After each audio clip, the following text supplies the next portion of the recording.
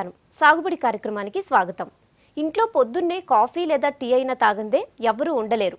ఈ కాఫీ టీలకు పాలు తప్పనిసరిగా కావాలి. సిటీలో ఉదయం 6 లోపే పాలు ప్యాకెట్ల రూపంలో ఇంటి ముందుకు వచ్చేస్తాయి.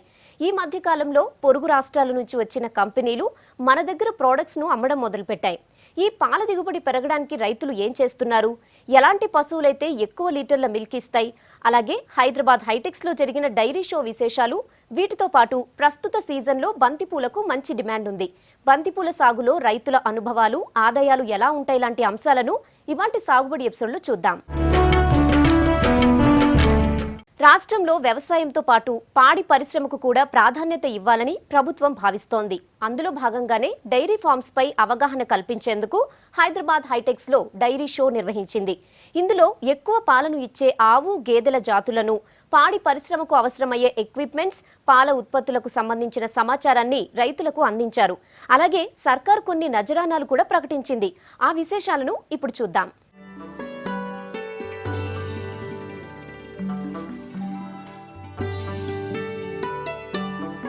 హైదరాబాద్ హైటెక్స్ లో జరిగిన డైరీ షో అందరినీ ఆకట్టుకుంది.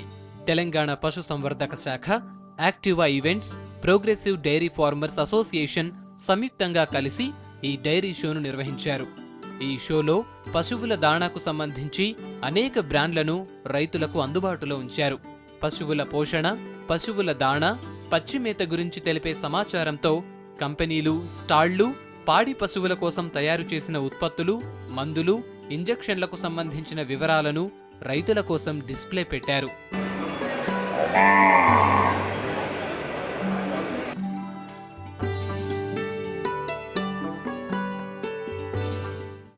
ఈ డైరీ షో 3 సంవత్సరాల నుంచి చేస్తాం. ఇది 4వ సంవత్సరం. ఇది ముఖ్యంగా రైతుల కొరకని మేము మొదలుపెట్టినాం. ఇది రైతులకు ఏ వస్తువు ఎక్కడ దొరుకుతుంది అనేది తెలవడం కష్టంగా ఉంది.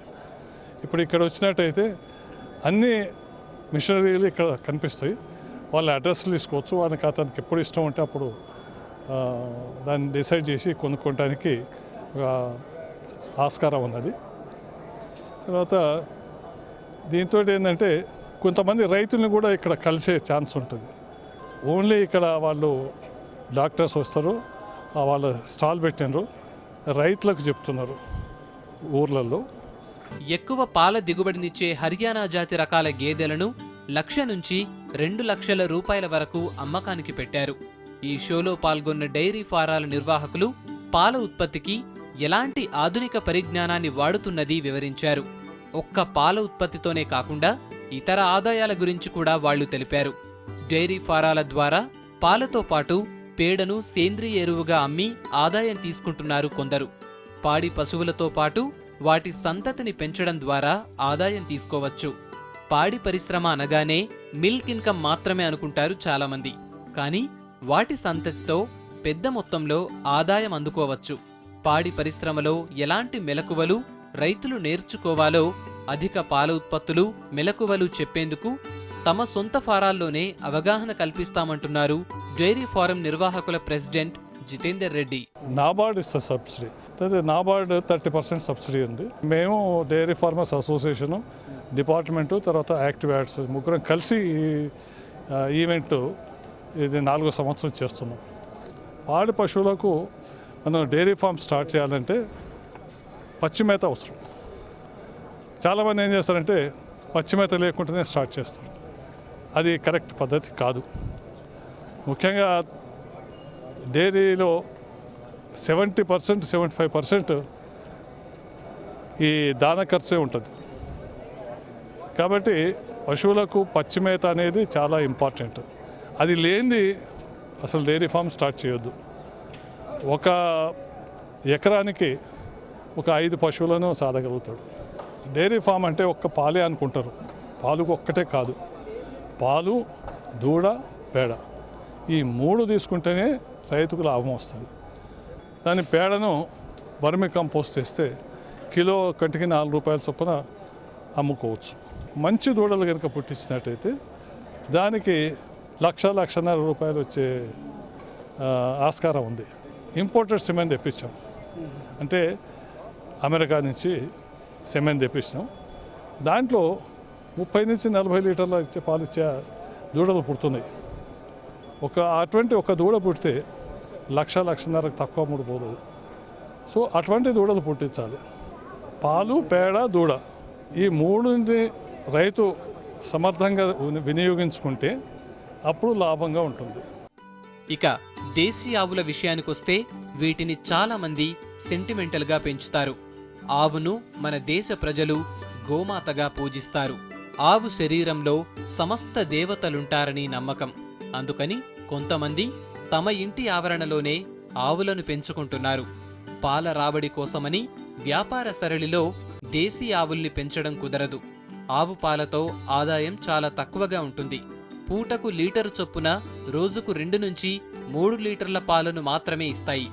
దేశీ పశువుల పాలకు ఔషధ గుణాలుంటాయని ఆయుర్వేద డాక్టర్లు చెబుతున్నారు. అంతేకాదు దేశీ ఆవుల మూత్రం, పేడకు కూడా భూముల్ని సారవంతం చేసే గుణం ఉంటుంది. నా పేరు రవివర్మ అండి, మియాపూర్ మాది. మా ఫామ్లో అరౌండ్ 16 to 17 వెరైటీస్ ఉన్నాయి. ప్రజెంట్ ఈ షోకి అయితే ఒక 8 వెరైటీస్ వచ్చినాయి. దీంట్లో చాలా రేర్ వెరైటీస్, షార్ట్ వెరైటీస్ ఒక 5 వెరైటీస్ మా దగ్గర ఉన్నాయండి. పుంగనూరు, వేచూర్, కాసరగఢ్, మల్నాడు గిద్ద.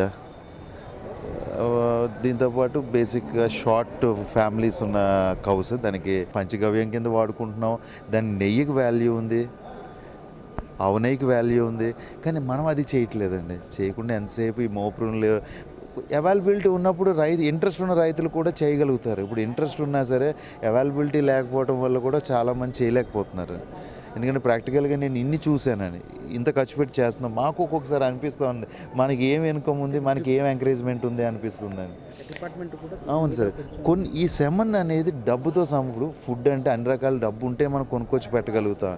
ఇది అవైలబిలిటీ ఇంపార్టెంట్, డబ్బులు పెట్టినా దొరకట్లేదు. ఆయుర్వేదంలో దేశీ ఆవు పాలను మందుల వాడకంలో పథ్యంగా తీసుకోమంటారు. దేశీ ఆవు పాలతో తయారు చేసిన నెయ్యిని ప్రత్యేకించి పూజల్లో, హోమాల్లో ఉపయోగిస్తారు. ఆవు పాలతో పాటు పెరుగును కూడా పంచామృతం తీర్థాల్లో వాడతారు. దేశీ ఆవు పాలకు మార్కెట్లో డిమాండ్ కూడా ఉంటుంది. కొన్ని జాతుల ఆవు పాలు లీటరుకు 100 రూపాయల దాకా అమ్ముడుపోతాయి. ఈ షోకి సెంటిమెంటల్గా దేశీ ఆవులైన పుంగనూరు జాతుల్ని ప్రదర్శనలో పెట్టారు.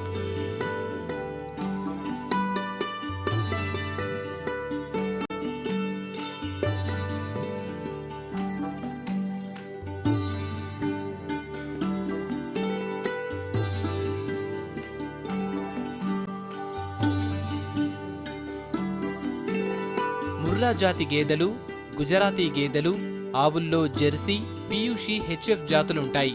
ప్రధానమైన ఈ జాతులు వస్తే రైతులకు కొనడానికి వీలుండేది. అయితే ఒంగోలు గిత్తలు, పుంగనూరు ఆవులు షోకి తీసుకొచ్చారు. హర్యానా ముర్రా జాతి గేదెల్ని షోలో ఆకర్షణగా పెట్టారు. రైతులు పాల దిగుబడినిచ్చే జెర్సీ ఆవులను, హెచ్ఎఫ్ జాతులను ప్రదర్శనలో ఉంచితే బాగుండేదని అభిప్రాయపడ్డారు. నా పాలు గురించి కాదు, మెయిన్ ఇంట్లో ఉండాలని, పొంగనూరు ఆవు ఉండాలని ఒక సెంటిమెంట్ అంతే అండి. ఇది ఇప్పుడు అందరూ నా దగ్గర రోజు 5-6 మంది వస్తారు. నేను చూస్తాను కానీ మన దగ్గర ఎన్ని డబ్బులు ఉన్నా రావడం, వాడి దగ్గర డబ్బు ఉంటే మనకి ఈయన చూస్తానికి ఇంట్రెస్ట్ ఉన్నాడు. రోజు వస్తారు, 5-6 మంది వస్తారు. అది పొంగనూరు అభివృద్ధి చేద్దామని హామీ అండి. దానివల్ల డబ్బులు మనకు పాలు ఇచ్చేది, పాలు అమ్ముతాం, అది ఏముండదండి. పెద్దగా పెంచాలని కోరిక అంతే అండి. పాలు పితికే మిషన్లను ప్రదర్శనలో పెట్టారు. చాలా కంపెనీలు తమ పాల ఉత్పత్తుల్ని ప్రదర్శించాయి. ముర్రా జాతి గేదెల్ని ప్రదర్శనలో పెట్టి ఆ జాతి గేదెలు ఎక్కడ అమ్ముతారో వివరించారు. పశుగణాభివృద్ధి సంస్థ చేపట్టిన గోపాలమిత్ర మహిళా సంఘాలకు వడ్డీ లేని రుణాలు, నిరుద్యోగులకు 2 నుంచి 5 గేదెలిచ్చి ఉపాధి కల్పించే పథకాలు, ఇలా వరాల జల్లు కురిపించారు వ్యవసాయ శాఖ మంత్రి పోచారం. గ్రామీణ ప్రాంతాలలో పంట ఎంత ముఖ్యమో పాడి కూడా అంతే ముఖ్యం. కొత్త శాస్త్రీయ పద్ధతిలో గేదెలను పెంచుకొని, డైరీని పెంచుకొని లాభాలు ఆర్జిస్తున్నారు. రాష్ట్ర ప్రభుత్వం కూడా మా ప్రభుత్వం తరపున ప్రత్యామ్నాయ ఆదాయాన్ని కలిగించడం ప్రభుత్వం తీసుకునేటువంటి చర్యల్లో భాగంగా మేము ముందుకెళ్తా ఉన్నాం. 25,000 కోట్ల రూపాయలు ఈ ఖరీఫ్ రుణాలు ఇచ్చినట్టయితే, ఖరీఫ్ రబీ కలుపుకొని వ్యవసాయేతర రుణాలు పాడి పరిశ్రమకు కానీ ఇతర అనుబంధ రంగాలకు మరొక 7,000 కోట్ల రూపాయలు ఇవ్వాలని కూడా నేను ఎస్ఎల్సీ మీటింగ్లో నిర్ణయం తీసుకున్నాం. ప్రభుత్వ పరంగా ఈ సంవత్సరం డాక్రా గ్రూప్లో ఉన్నటువంటి మహిళలకు 1,00,000 మందికి 2 గేదెల చొప్పున ఇవ్వడానికి లక్ష్యంగా పెట్టుకున్నాం. నాబార్డు ద్వారా కూడా వాళ్ళు ఇవ్వడానికి అంగీకరించారు.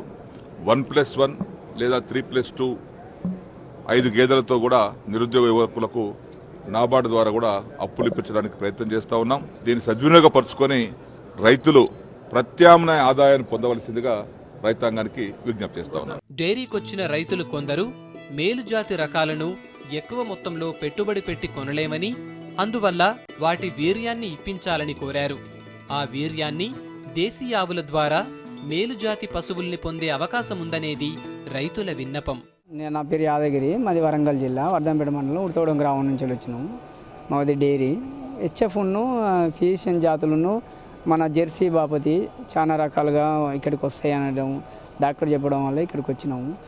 పాలకు ఉత్పత్తి అయ్యేటి ఇవి ఇంత ఇస్తాయి, పాల పోటీలు అవి అని చెప్పిండు, అవి మాత్రం లేవు సార్. రైతుకు లాభంగా ఉండేవి ఏమి లేవు. కాకుంటే షో మాత్రం బాపతియే పెట్టిండు. ఓన్లీ ఒక బర్రెలు మాత్రమే తీసుకొచ్చిండు అంతే. ఇక ఈ షోలో పోయిన సంవత్సరం పెట్టినంత ఈ సంవత్సరం ఏమి పెద్దగా లేదు సార్. ఆవు మినిమం మంచి హెచ్ఎఫ్లు కానీ మామూలు జెర్సీ అవి అయినా కానీ పూటకు 5 లీటర్ల చొప్పున నుంచి 15 లీటర్ల లోపు ఇస్తాయి సార్. 15-16 లీటర్లు ఇస్తాయి ఒక పూటకు.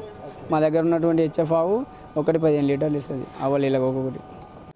పంచామృతం అని బయోపెస్టిసైడ్ తయారు చేసినాను. అందులో కలిపేది ఏంటంటే దేశావళి ఆవు మూత్రము, వేపాకు, జిలడాకు, సింతవాలకాకు, మాబీరాకు, ఉమ్మెంతాకు, మా జిలడాకు, ఈ 5 ఆకులు కలిపి ఆకులను ఆవుమూత్రం లోపల ముంచి ఫర్మెంటేషన్ చేసి తర్వాత దాన్ని గ్రైండింగ్ చేసి మళ్ళా ఆవుమూత్రం కలిపి ఫిల్టరేషన్ మన వడబోసి కషాయాన్ని తయారు చేసి బాటిలింగ్ చేసి వ్యవసాయ పంటల మీద వరి కానీ, కాయగూరలు కానీ, బత్తాయి కానీ, మామిడి కానీ, తర్వాత ప్రతి పంటకు పత్తి మీద కానీ. రంగారెడ్డి జిల్లా గండేడు మండలం వెంకట్రెడ్డిపల్లికి చెందిన రైతు వెంకట్రెడ్డి తమ గ్రామంలో చాలా మంది ముర్రా జాతి గేదెల పోషణకే ప్రాధాన్యతనిస్తున్నారని చెప్పాడు. ఒకరిని చూసి మరొకరు గ్రామంలో 200 ముర్రా జాతి గేదెలు తీసుకొచ్చారని తెలిపారు. ఈ డైరీ షోలో జాతి గేదెల్ని ప్రదర్శిస్తే బాగుండేదన్నారు. రైతులు పాల రాబడికి ఎలాంటి గేదెల్ని కొంటే మంచిదో తెలిసేదన్నారు.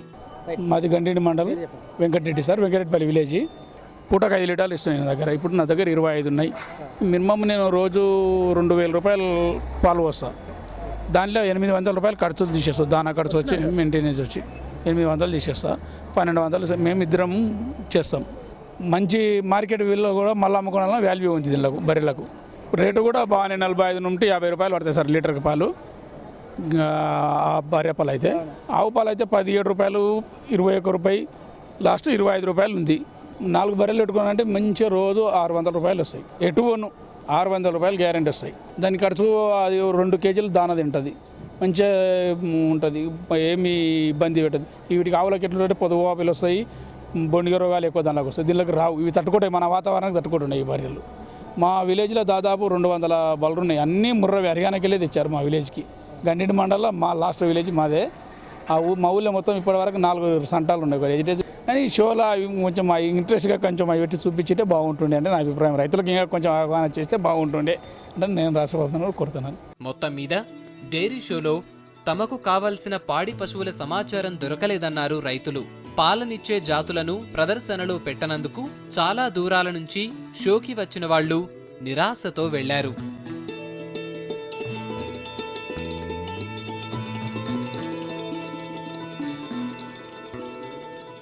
ప్రస్తుతం పండగల సీజన్ నడుస్తోంది. శ్రావణ మాసంలో పూజలకు తోడు ఇక వినాయక చవితి కూడా దగ్గరలోనే ఉంది. సరే, పండగ ఏదైనా మార్కెట్లో మాత్రం ప్రస్తుతం పూల ధరలు మండిపోతున్నాయి. ఈ నెలలో శుక్రవారం వచ్చిందంటే చాలు రెట్టింపు రేట్లు పలుకుతున్నాయి. మామూలు రోజుల్లో కిలో 200కు దొరికే బంతిపూలు పండగొస్తే 400కు పైనే పలుకుతున్నాయి. మరి నిజంగా రైతుకు ఈ లాభం వెళ్తోందా? అసలు బంతిపూల సాగులో రైతుల అనుభవాలు, ఆదాయం ఎలా ఉంటుందో ఇప్పుడు తెలుసుకుందాం.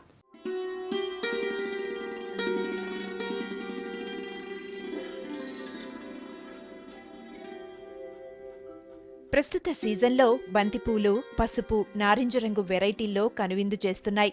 ఒకప్పుడు బంతిపూలను చేను గట్లపై పెంచేవాళ్లు, లేదంటే పంట చేను మధ్య మధ్యలో నాటుకునేవారు. అలాంటిది ఇప్పుడు ప్రధాన పూల పంటగా సాగు చేస్తున్నారు. బంతిపూల తోటలు మన దేశంలోనే కాదు, ప్రపంచవ్యాప్తంగా ప్రధాన వాణిజ్య పంటగా సాగవుతోంది. సాధారణ పూలతో పోలిస్తే చామంతి తర్వాత మార్కెట్లో బంతిపూలకే ఎక్కువ డిమాండ్ ఉంది. ఇతర విడిపూలతో చూస్తే బంతిపూలకు చాలా డిమాండ్ ఉంటుంది. కొందరు వేరే పంటలతో కలిపి అంతర పంటగా కూడా వేస్తారు. బంతి సాగును ఏడాది పొడవునా సాగు చేయొచ్చు. దీంతో రైతు ఏడాది పొడవునా ఆదాయం పొందొచ్చు.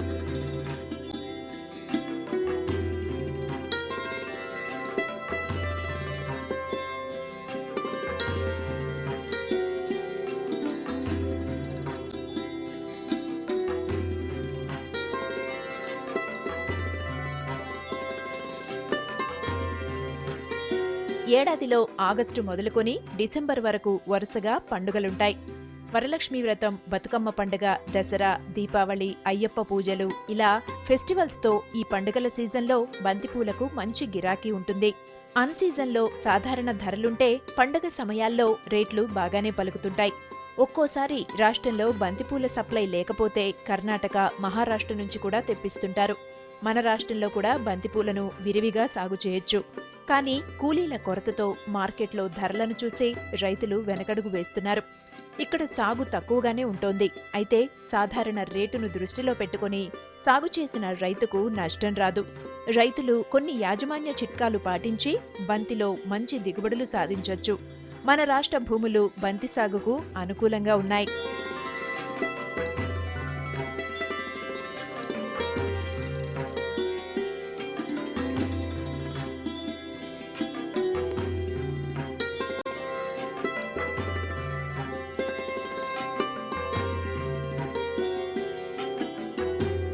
వేరే పూలతో పోలిస్తే బంతిపూలు 4 రోజుల వరకు వాడిపోకుండా ఉంటాయి. సాగు కూడా చాలా ఈజీ. చీడపీడలను తట్టుకుని వచ్చే పంటేది. బంతిలో పూలతో పాటు వీటి రెమ్మల నుంచి కెరోటినాయిడ్ అనే ఒక పదార్థాన్ని సేకరిస్తారు. దాన్ని కోళ్లఫారాల్లో వాడతారు. కోడిగుడ్లలోని సొన పసుపచ్చుగా రావటానికి కోళ్ల దాణాలో కలుపుతారు. బంతిపూల రెమ్మల నుంచి తీసుకున్న ల్యూటిన్ అనే పదార్థాన్ని వంటకాల్లో రంగు కోసం ఫుడ్ కలర్గా వాడతారు. కెరోటినాయిడ్ కలిగిన ఆహారం తినడం వల్ల క్యాన్సర్, కంటి జబ్బులను నివారించొచ్చు. కెరోటినాయిడ్ను సెంట్, లేపనం లాంటి మందుల తయారీలోనూ వాడతారు. ఈ లేపనంతో అల్సర్లను, కొన్ని కంటి వ్యాధులను నయం చేయొచ్చు. బంతి ఆకులు, కాండం భాగాలను సునాముఖి అనే ఔషధ మొక్కకు బదులు ఈ మొక్కను వాడొచ్చు. బంతి మొక్క నుంచి తీసిన నూనెను పరిమళ ద్రవ్యాలు, సౌందర్య సాధనాల తయారీలో వాడతారు. ఈ నూనెకు క్రిమికీటకాలను దరిచేరనివ్వని గుణముంటుంది. అందువల్ల ఈ నూనెను క్రిమికీటక వికర్షక మందుల తయారీలో ఉపయోగిస్తారు. బంతి సాగు వల్ల పొలంలో నులిపురుగులను నివారించుకోవచ్చు. పంటల్లో బంతిని అంతర పంటగా వేయడం వల్ల క్రిమికీటకాలను దరిచేరనీయదు.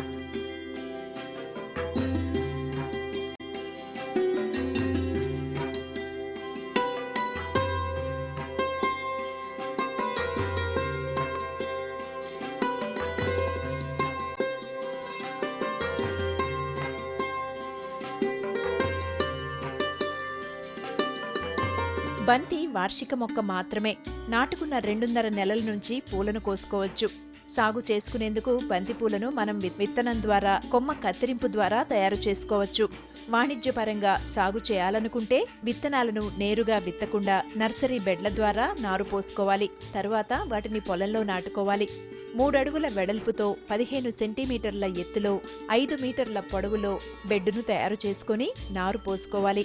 నారుమడిలో చివికిన పశువుల ఎరువును వేసుకోవాలి. నేలలో చెదలు, చీమలు రాకుండా పాలిడార్ పొడిని చల్లుకోవాలి. లేదా క్లోరిపైరిపాస్ ద్రావణాన్ని బెడ్లపై పిచికారీ చేయాలి. బెడ్లపై నీరు పడుతుండాలి. వారం రోజుల్లో మొక్కలు మొలకెత్తుతాయి. 25 నుంచి 30 రోజుల్లో నారుకు 3-4 ఆకులు వచ్చిన తర్వాత పొలంలో నాటుకోవాలి. బంతి విత్తనాలు నలుపు రంగులో ఉండి చాలా తేలిగ్గా ఉంటాయి. 1 గ్రాములో 500 విత్తనాలుంటాయి.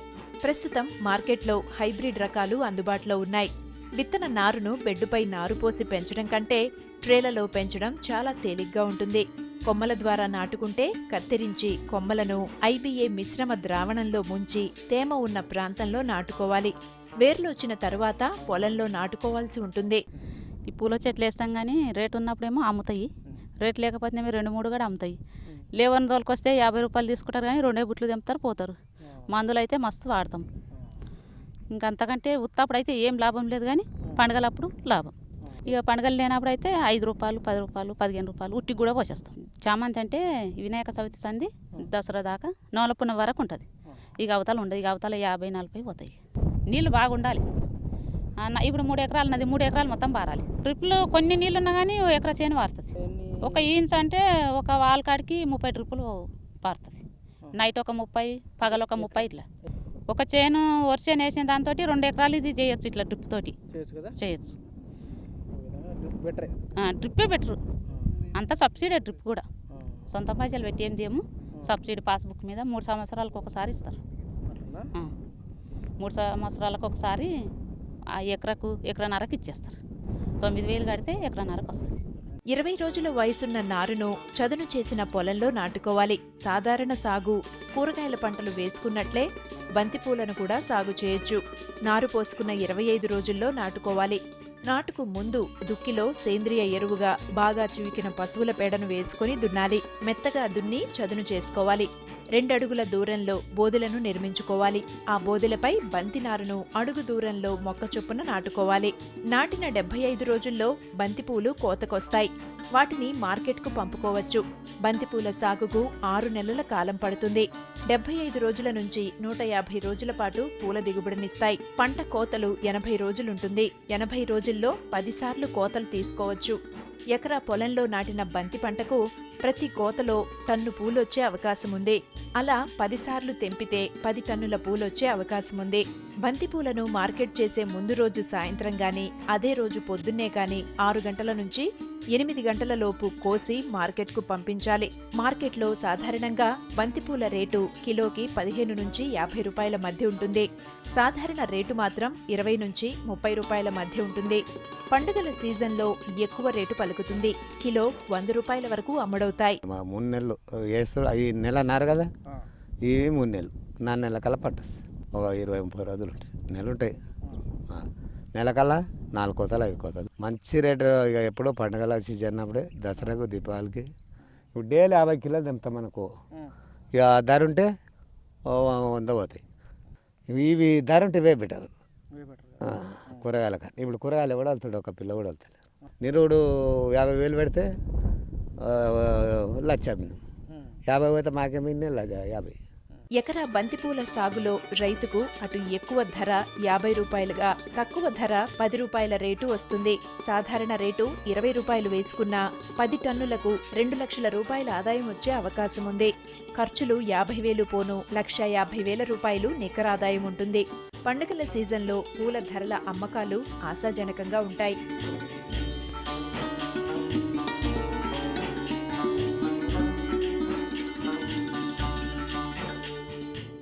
డైరీ ఫారాల రైతులు పశుసంవర్ధక శాఖతో డైరీ షో నిర్వహించడం ఆహ్వానించదగ్గ విషయమే.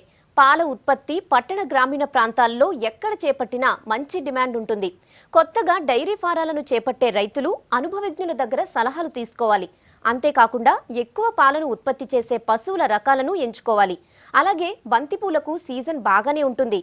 ఎంత లేదన్నా ఎకరాకు ఖర్చులు పోను 1,00,000 రూపాయల నికరాదాయం ఉంటుంది. ఇది ఇవాల్టి సాగుబడి. మరో ప్రోగ్రాంలో మళ్ళీ కలుద్దాం. నమస్తే.